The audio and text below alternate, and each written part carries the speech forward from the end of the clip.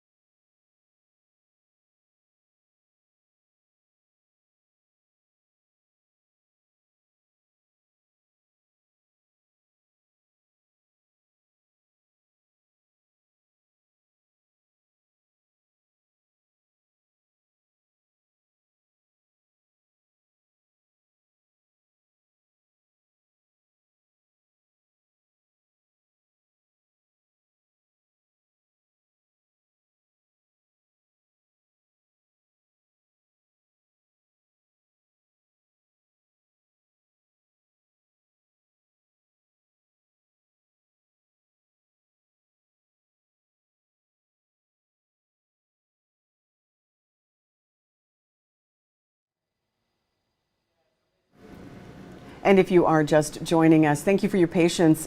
We are anticipating a press conference here in just a few minutes with Governor Mike Dunleavy, the administrator of the EPA, that is Lee Zeldin, and Alaska's Attorney General Stephen Cox. Now, we have been told that they are running a few minutes late, but we are just going to stay live in anticipation because I don't actually know when they are going to walk out and I don't want to miss it. So we are going to stay live with the shot, and we will just update you as soon as we hear more information. Thank you for your patience.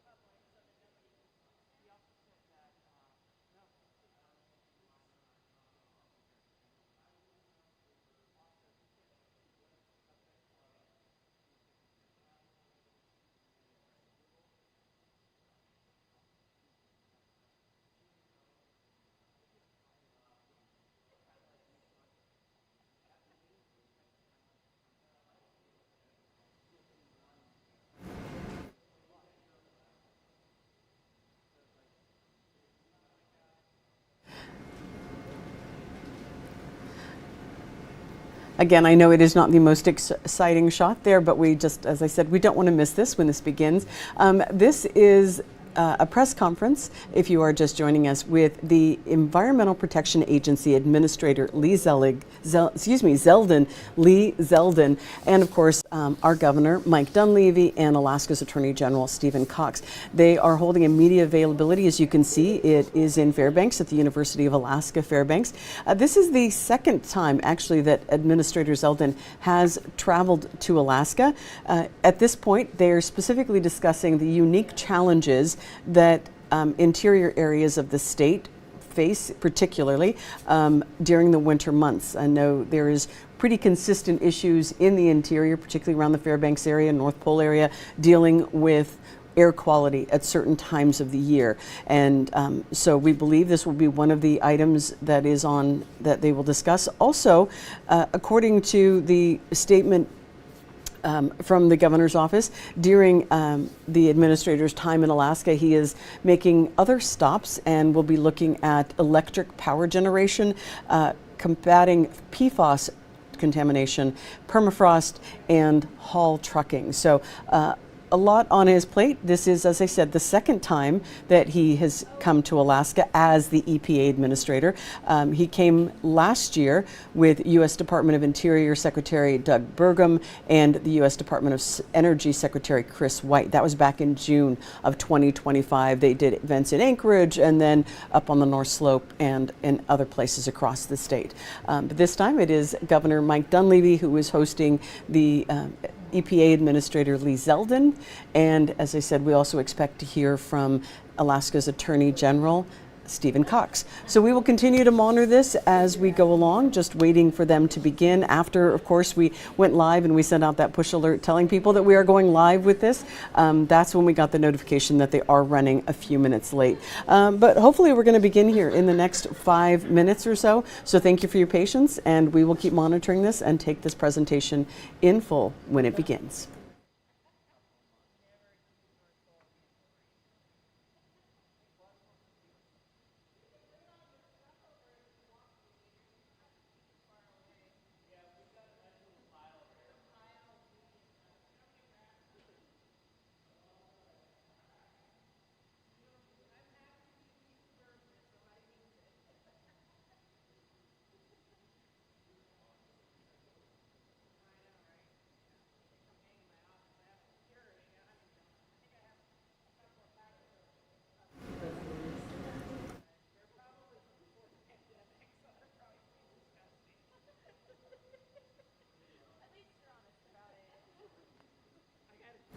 And for those of you on our streaming platforms, I am going to take a quick commercial break here, but if the governor steps out or we begin, I will automatically come back in the middle. So you will not miss a thing. We'll be back in 1 minute. But I was working late and I was starving and I probably forgot to bring lunch.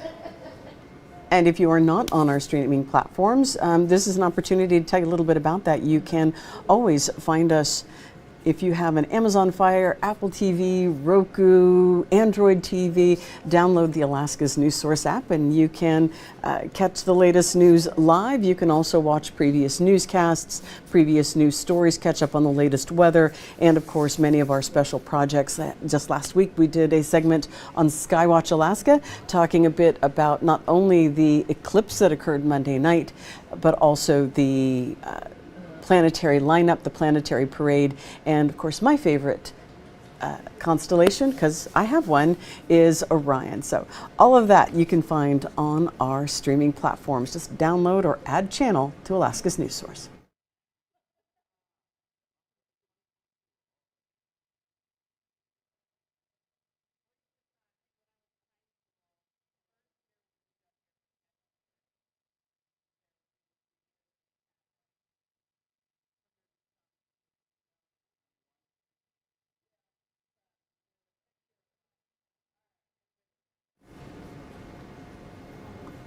And I'm Tracy Sinclair with Alaska's News Source, just putting a face to the voice that you've been hearing. And as we've said, I know we have people dropping in and out, which is why I continue to bring up these new topics, but we are expecting very shortly for them to begin a press conference with the governor and the EPA administrator, as well as Alaska's Attorney General. It looks like we do have more people walking into the room. We are seeing some of the people over in the corner. Our cameras have turned that direction. So it looks like we are seeing a little bit of activity. And so hopefully this will begin here in just a few moments. After we had gone live, we did get notification that they were delayed for about 15 minutes, which is tracking about, we expected it to begin at 1:30, but it looks like it's going to begin shortly. And there, of course, is Governor Mike Dunleavy. And he will be introducing and bringing along with him the administrator of the Environmental Protection Agency, Lee Zeldin, and Alaska's Attorney General, Stephen Cox. That is what we are expecting here in just a few minutes. Again, if you are just joining us, the Administrator Zeldin has been in Alaska looking to see firsthand some of the challenges that Alaskans face during the winter months. Air quality often an issue in parts of the interior. Due to wood-burning stoves in some cases. Those have been an issue with the EPA over many years. He is also expected to make stops and look at electric power generation, combating PFAS and contamination, permafrost. Of course, we talk a lot about the melting of the permafrost and how that is changing Alaska's environment, Alaska's climate, and how we, just impacts to Alaska's buildings and road structures because of that changing permafrost, and also haul trucking, which I'm assuming we mean trucks going up and down the haul road in Alaska and on our highways, because obviously in Alaska we have a lot of long haul trucking, basically because that's the easiest way to get many things to places in Alaska, but it is a challenge. So as you see, there's Governor Mike Dunleavy. Hasn't begun yet with the press availability. We hope this to begin. Hope and expect that this will begin here just shortly.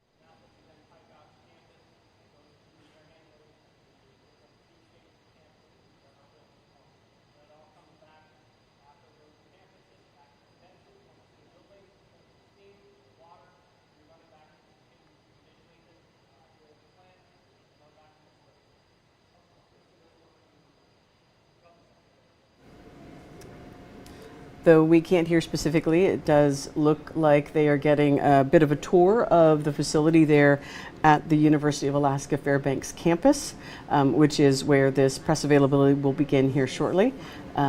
We have seen a number of people walking into the room, and now we're just waiting for them to move over and begin their discussion.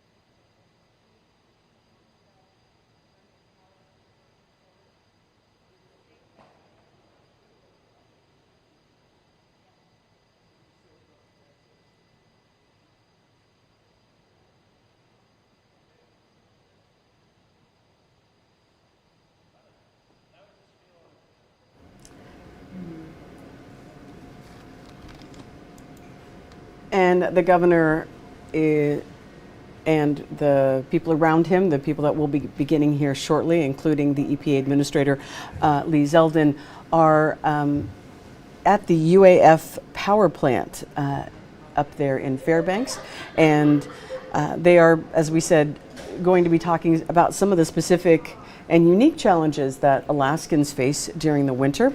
And looks like they were getting just kind of a tour and getting some information about the building. We are continuing to monitor that. They toured the engineering building first, and now hopefully beginning to get ready, though we did just see the governor starting to walk away, so we'll have to see what's happening here in just a few minutes. We will keep monitoring the situation. Thank you for your patience.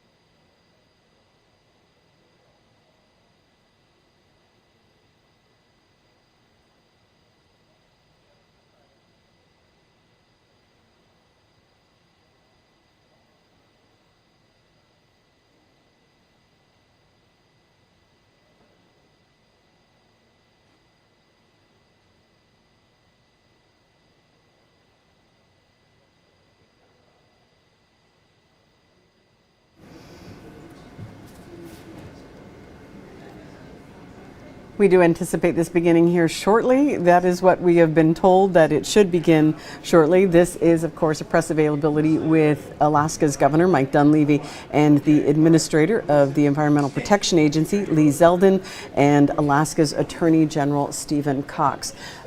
This was set to begin at 1:30 when we did go live initially. They told us there was about a 15-minute delay, and so we've been hanging on. We did see a little bit of conversation in the corner. Looked like they were getting a bit of a tour of the power plant at UAF, excuse me. They have also toured the engineering building. Now we're just waiting for them to return. We saw the governor step away, and we are just waiting for him to move back into the room, and hopefully this will begin here very shortly.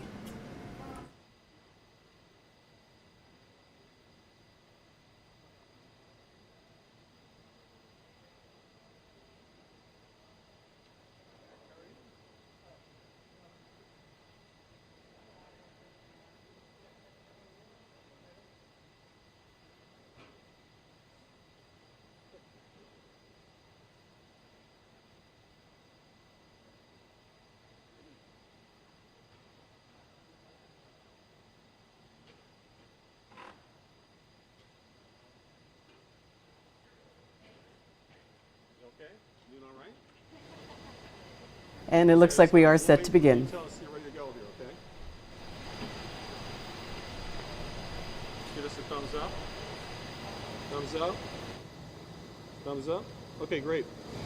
Hey, thanks for being here. We're here at the University of Alaska's coal plant, and the most modern coal plant in the United States of America, here at the University of Alaska. And we also have Lee Zeldin, the administrator for the EPA, here with his team. They came up here, he's been up here before.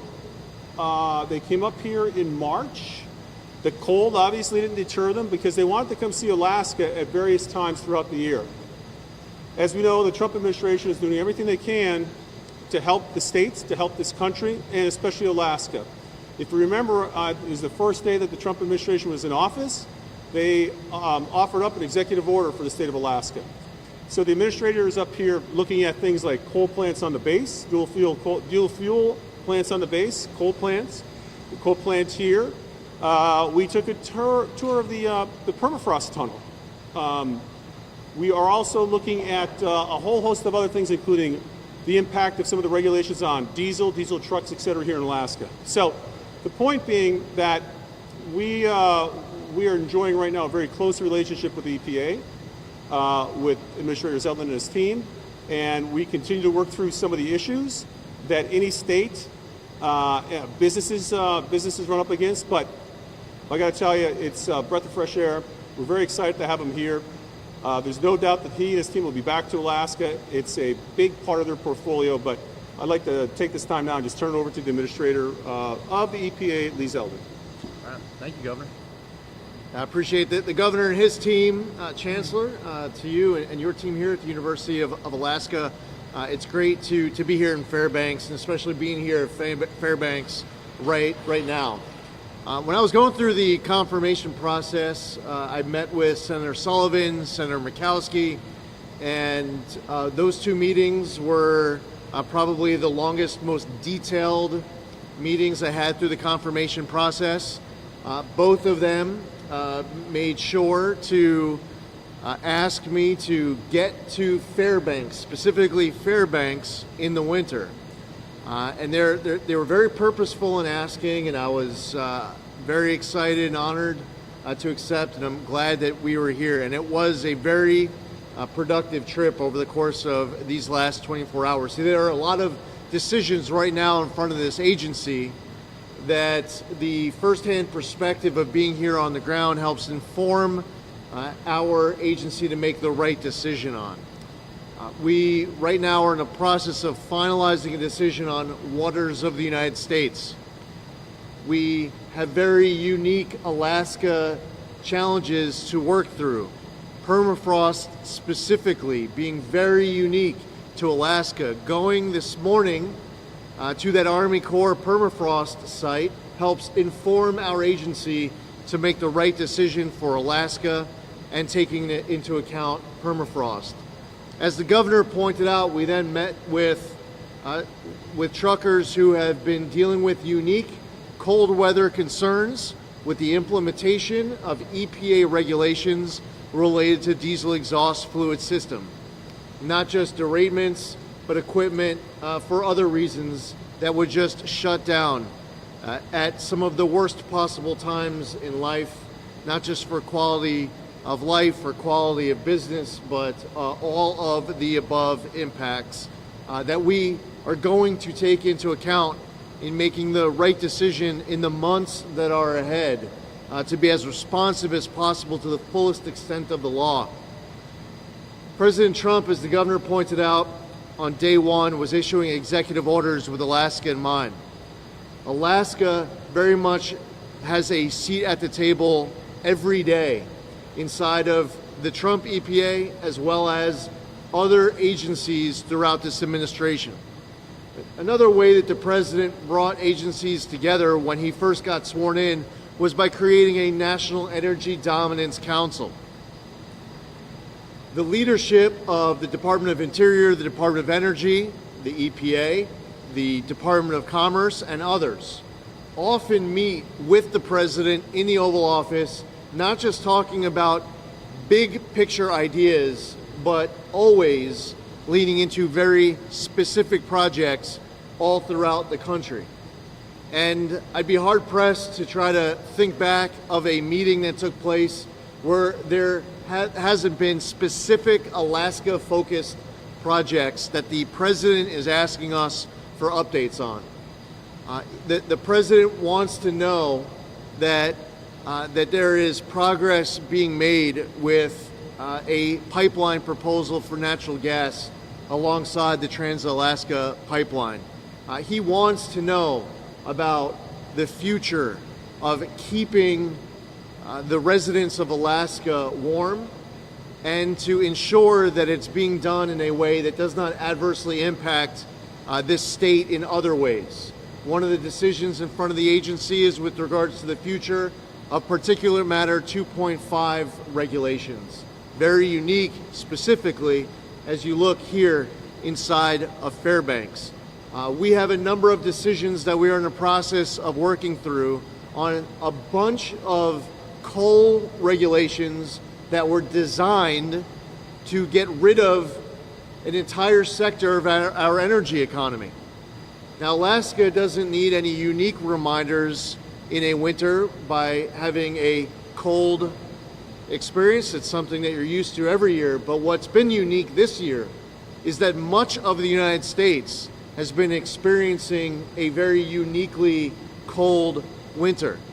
It's been a reminder of the importance of reliable, durable baseload power. And if anyone anywhere else in America needed a lesson or a reminder of how important it is to be prepared for the worst of climates, any other American can talk to a friend in Alaska to get an education of how important it is that power is there when you need it the most. The heat is there, whether it's heating your home, it's being able to have the resources to get to work. It is the ability to be able to be alive, to thrive, and to not have to worry about brownouts and blackouts and unreliable intermittent power. So this is just recapping some of the many ways that in front of the EPA and in front of this agency that the last 24 hours of visits throughout Fairbanks come back to DC with me as I head there from here at this press conference. There are decisions in front of our agency and this administration where the governor and his team and the others who have worked so closely with our folks over the course of the last 13, 14 months since the president was sworn in, how helpful it's been to make sure that we're reaching the right decision to ensure that Alaska has that seat at the table every day. At this time, it's a pleasure to introduce your Attorney General. Your Attorney General has been a very important voice for Alaskans as it relates to the rule of law, as it relates to the best reading of laws like the Clean Air Act. It's about reaching decisions that are as durable as possible and ensuring that through the many public comment periods that are in front of our agency for a lot of big decisions, that we are always keeping Alaska in mind. Attorney General Cox. Thank you very much, and thanks, Chancellor, for a wonderful event today. Thanks to everybody who put this together, and thanks to Administrator Zeldin. Lee and I have known each other for about 12 years, and it's a privilege to see him up here in Alaska. When I was in the federal government before, he was a champion in Congress. And it's good to see him up here representing the EPA. We in the Dunleavy administration really try to be a good partner and really go with cooperative federalism. And then I think it's a great opportunity to see kind of the regulatory issues that you deal with in DC, and then see the reality on the ground. An example, of course, is what you just mentioned, the Waters of the United States rule, and the question of what to do with permafrost as a wetland. Sometimes you need to see it to see what it is. And I was telling Lee that just a little while ago that I think it's great that he came in the winter, but he should also come back to Fairbanks in the summer because it's still frozen. And so yeah, so it's great to have you up here. It was great to be a part. Thanks, Governor, for inviting me. And with that, I'll turn it back to you. Yeah, we're going to be happy to answer any questions. I just want to recognize Emma, who is our Region 10 Regional Administrator, who the proper term is poached from the state of Alaska. And I would report back that the moment we touched down in Fairbanks, after Emma's advocacy, she had pitched that we return, not just return this summer. She actually, with a straight face, was suggesting that we return this month.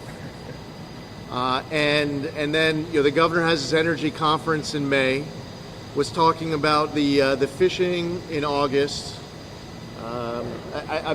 We ended up, I think, reaching an agreement on like our next 7 trips over the course of the next few months between all of the conversations that took place. So we look forward to coming back.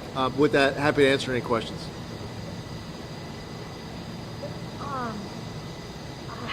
Hi there, Shelby Herbert, KUAC News, Governor Dunleavy, Administrator Zeldin. Thank you all so much for your time. This question is kind of split between the two of you.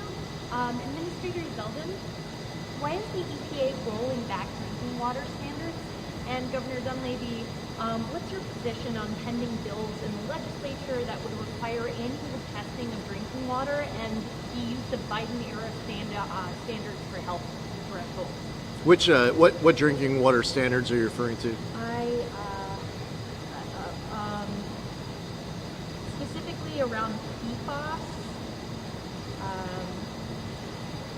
So PFAS monitoring. So the PFAS standards are not being rolled back at all.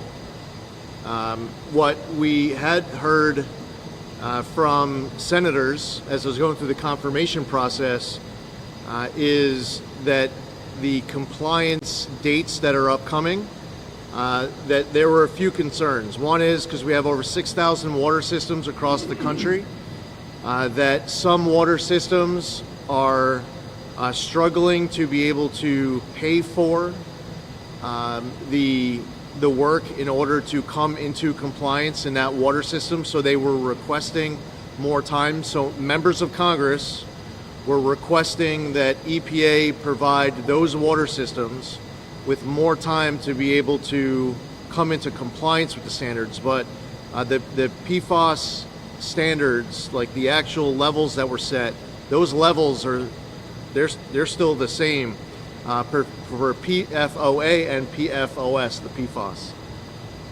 The other source of debate right now inside of Congress is that there is a desire to implement a principle called polluter pays, and to combat the idea of passive receivers, where a water system is responsible to pay for that cleanup and then they pass it off to their ratepayer.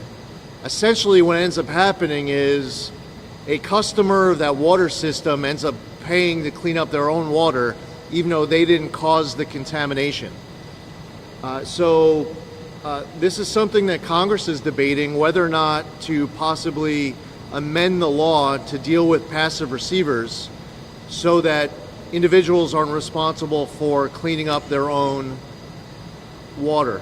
The third piece that is in front of the agency is that over the course of the last year since we've been there, we've had a lot of individuals and companies come to the agency to talk about their innovation, their technology to help clean up contamination from PFAS, and you referenced PFAS.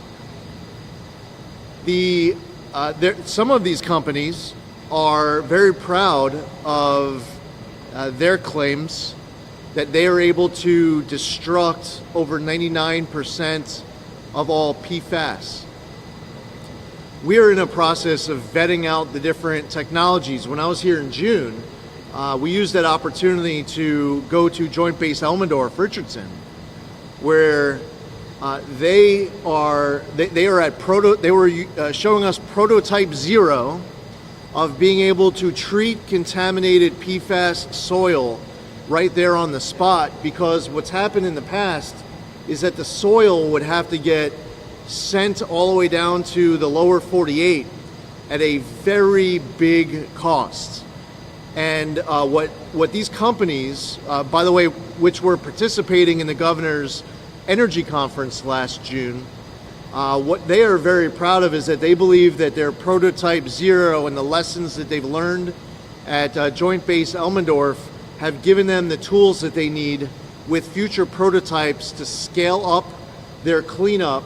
It's now becoming more economical so that Alaskans don't have to send contaminated PFAS soil to the lower 48 and can instead remediate it here in Alaska. So one of our hopes at the EPA is that as we're moving through this timeline and these water systems and others have to clean up the PFAS, for the PFOA and the PFOS, that it becomes more and more economical for them to do it. And possibly along the way, Congress might even amend the law, might be able to amend the law so that it will there will be no cost passed down to ratepayers. Oh, please, go ahead. Oh, yeah, absolutely. I can stack you up. I should have taken advantage of that, so I wouldn't have to answer this question, but I'm kidding. So no, we're taking a look at all bills. We won't know what the bills look like till the end of the session, but you did say something that, you know, a little concerning, and that was some of these bills will take us back to the Biden era. We're going to make sure that the bills are trying to treat a real problem. In other words, not a solution looking for a problem, but a problem looking for a solution. And too often, under the previous administration, we talked about the almost 80 actions by the federal government through executive orders, courts, et cetera, that Alaska was on the ropes. And so we'll take a look at all the bills. We'll see if they are bills that truly deal with an issue. But if they are bills that really want to set us back in terms of being able to develop this state, they may have a tough time getting over the finish line. Thank you. And by the way, shout out to University of Alaska Fairbanks. They have been doing really important work in partnership with EPA in the PFAS space. Before we came here for this tour, we had the opportunity to sit down with a lot of their leaders here, talking about their work, not just in the energy space as we see here, but even broader. You talk critical minerals, as we talk about PFAS testing and much more. So a lot of the EPA equities, you see the value of the partnership here with the University of Alaska, and we couldn't be in a better place for this afternoon's engagement. Did you? Go ahead. Okay. I'm Evan McCann, so I'm sorry to follow up on Shelby's question. Where is the EPA now, or what is EPA's current assessment of where Alaska's public water systems stand compared to federal limits? And then what concrete actions are being taken to ensure that the PFAS contamination are being cleaned up? Yeah.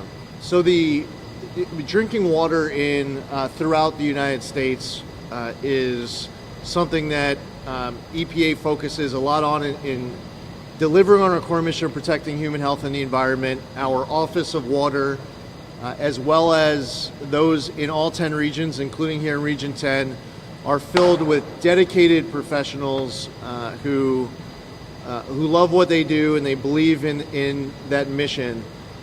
We want to work with local water systems to be able to ensure that standards are being met everywhere, and to do it with a compliance-first approach. We're not looking to bring the hammer down on water systems, because our experience is that these water systems all throughout the entire country want to be able to deliver a great product to their customers. There are plenty of other examples where there are companies in front of EPA where they are violating the law, they are not coming into compliance, there are criminal consequences, there are civil consequences. But our experience as it relates to working with water systems is that it's a fantastic relationship.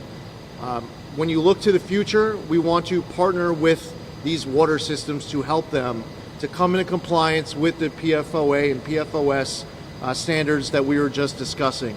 As we vet out these technologies, we want to share that information with all these water systems to allow them to adopt these technologies. Not all water systems are equal in the need to be able to do this remediation. And by the way, some water systems aren't waiting for the deadline in order to come into compliance. with the PFOA and PFOS standards. The main reason why we're finding any water system needing more time is because they in fact need more time to come to compliance, and we're hoping that it only becomes more economical as that time gets here between now and then.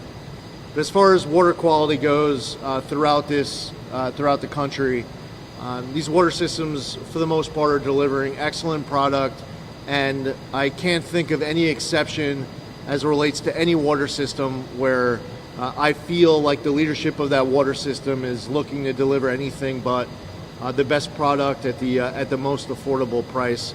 The biggest challenges are usually in the lower income or more rural areas of this country, where the struggle is is certainly one that has that I guess is top of mind for our agency. For parts of the country, we're dealing with resources that go towards lead remediation and lead pipes. In other parts, it's approving new WIFIA loans. We have applications in front of our agency right now, all throughout the country, where we're constantly approving this congressionally authorized funding to give the resources to these smaller systems to be able to do an infrastructure project they might not otherwise be able to afford. And the last point is this, and we're experiencing this right now firsthand with the Potomac Interceptor in the DC area. A lot of our country has aging infrastructure as it relates to the piping, delivering water between locations.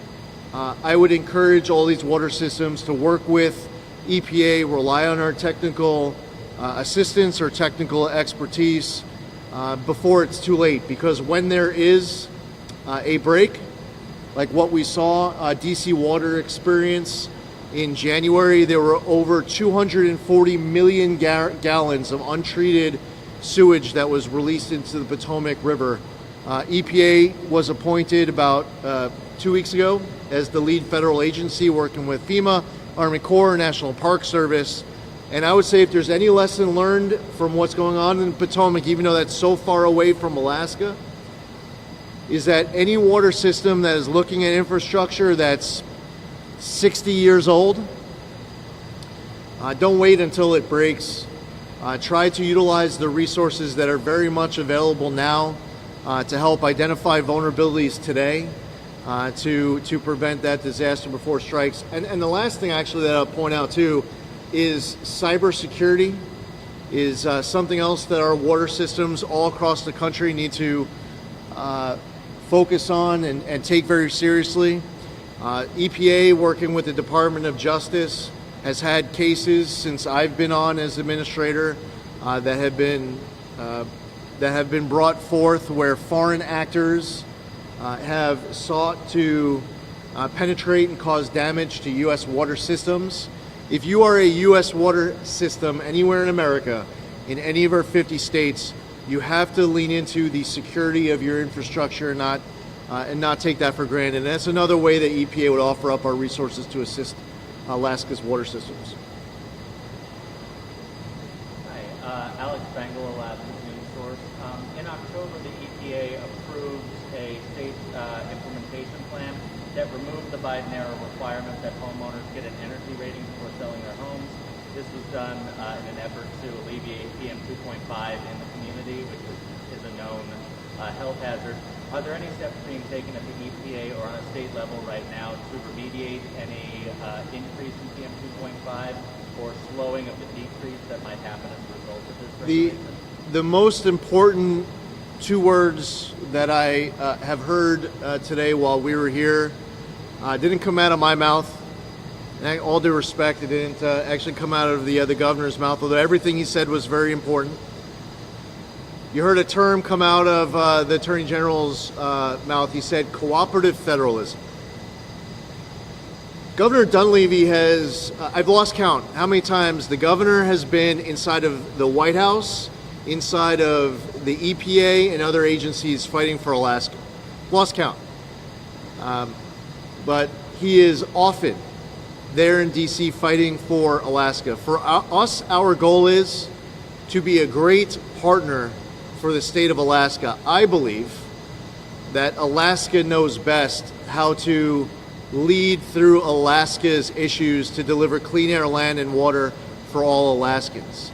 If I have a question as to how to best fight for and represent Alaska, my go-to is going to be the people who know Alaska best. And that's one of the reasons why we were very happy to bring Emma on to be our regional administrator here in Region 10. And we will not miss a beat in contacting Governor Dunleavy. Same thing, by the way, last week, Senator Sullivan called up. And he was calling me about a whole bunch of different issues, following up. Now, he serves on the Senate EPW committee that has jurisdiction over all things EPA. And if you're thinking of one exception, that would be the Interior Appropriations Subcommittee, which is chaired by Senator Murkowski. The Alaska congressional delegation has been very effectively ensuring that we are making decisions advancing cooperative federalism. And Congressman Begich as well, who has individuals from his team who have been involved in our events of the last 24 hours. The most important term that I heard today, cooperative federalism, and it's one of our pillars of powering the great American comeback.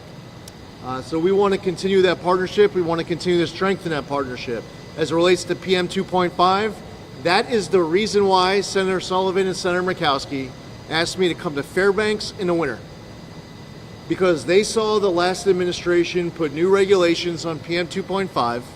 They saw how that impacts the ability for this area to be in attainment and what the consequences are for this area if they are unable to reach attainment.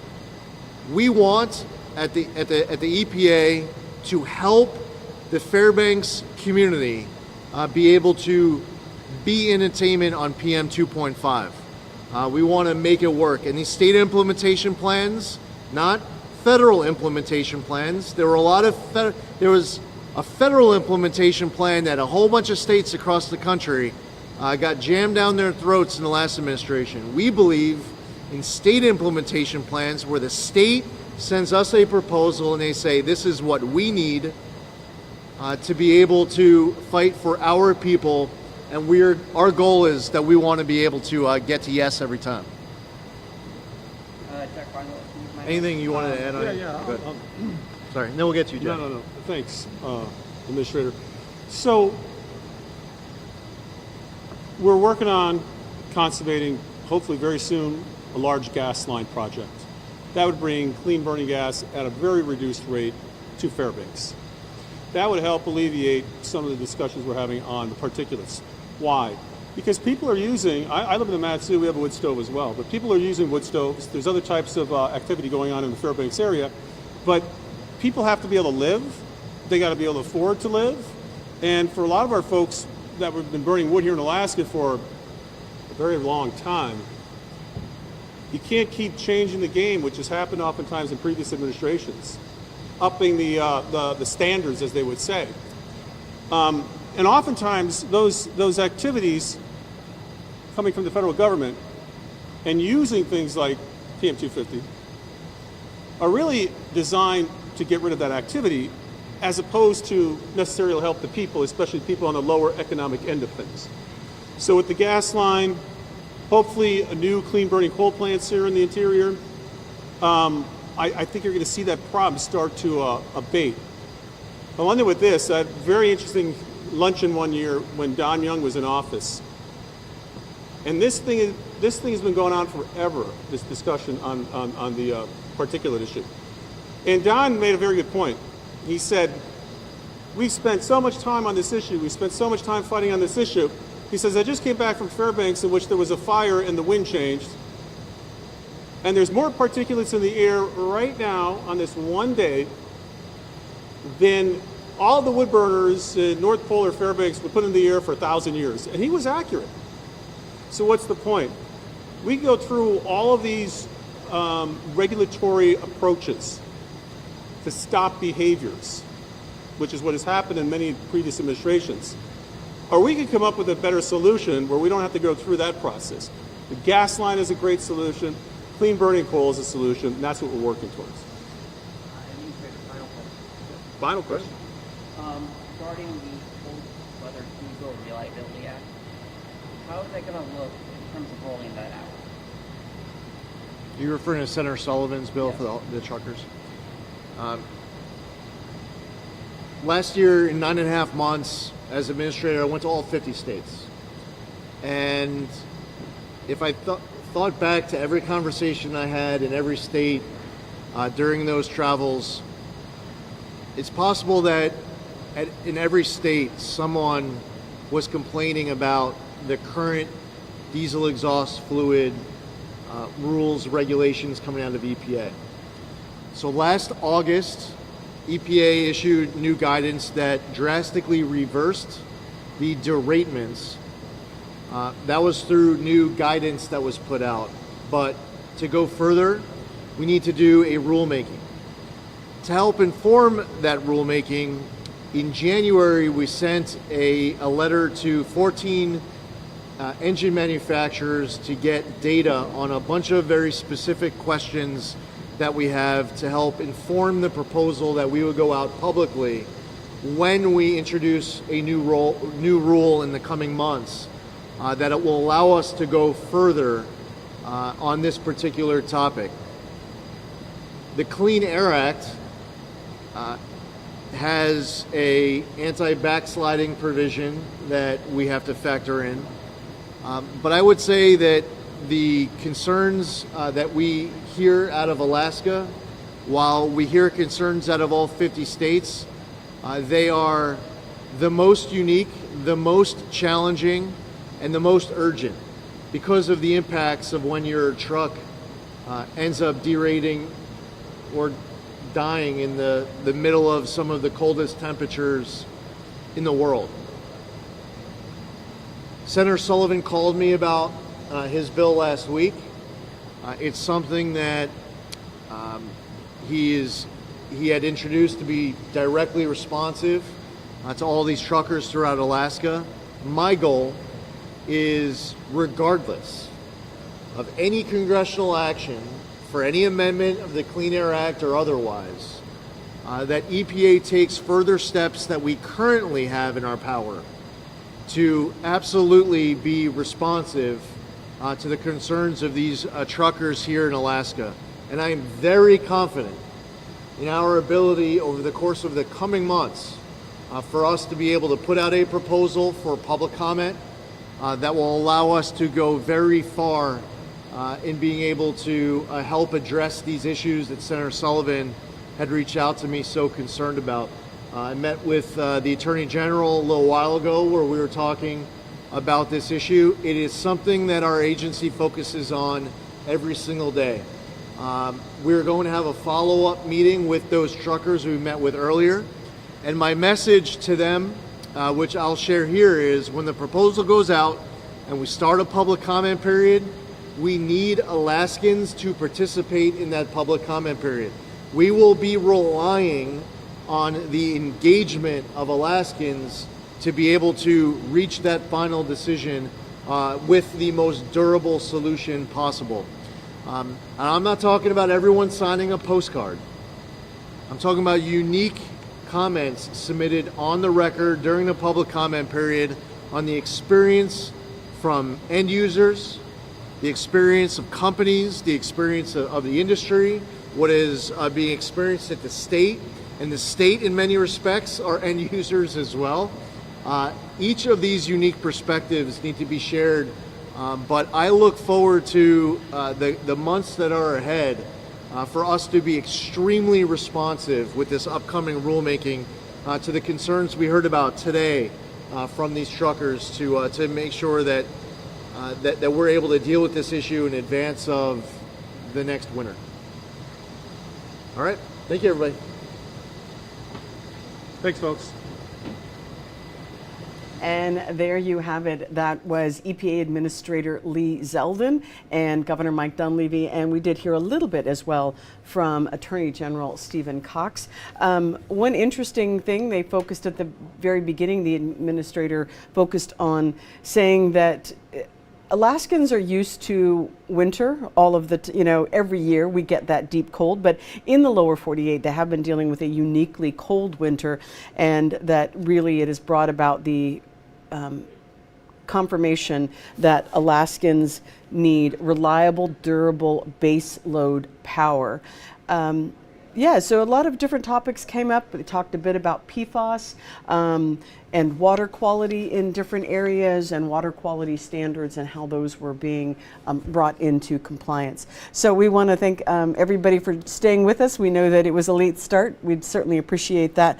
But thank you so much. And of course, we do have our crew there in Fairbanks, so they will be continuing to follow this story through the day. And then we'll have more tonight on our website and, of course, on our broadcast at 4, 5, 6, and 10. But if you by chance miss one of those broadcasts and you have our streaming app, now I'm not talking the app on your phone, I'm talking the app that you put on your TV. You've got a Roku or an Amazon Fire Stick or an Apple TV account. There's a button in there that says add channel or add app. And at that point you can hit that and search Alaska's News Source. Then you can not only watch things like this when we go live, but you can also have that second screen in your hand. And so, because I know a lot of us like to have the dual screen, so this gives you an opportunity. Plus, if you do miss one of our newscasts or you want to catch up, it is a great way to do that. Just down at the bottom, you're going to see a line that says previous newscast, and you can catch up there. You can also just catch up on various stories that you might have missed. So a lot of different opportunities when you download that app. It is free.